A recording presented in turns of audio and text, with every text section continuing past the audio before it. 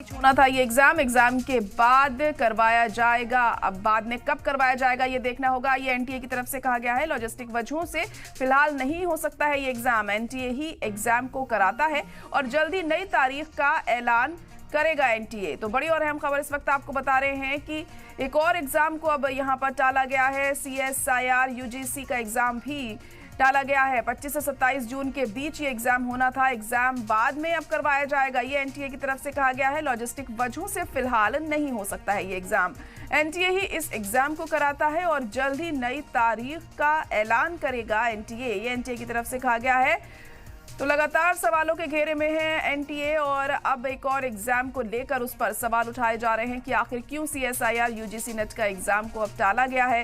दरअसल 25 से 27 जून के बीच ये एग्जाम होना था, लेकिन फिलहाल अब इसे पोस्टपोन कर दिया गया है क्योंकि पहले ही लगातार एनटीए के ऊपर तमाम सवालात उठ रहे हैं। नीट में गड़बड़ी को लेकर, नेट का पेपर जो रद्द हुआ है उसको लेकर, और अब इस एग्जाम को भी टाला गया है।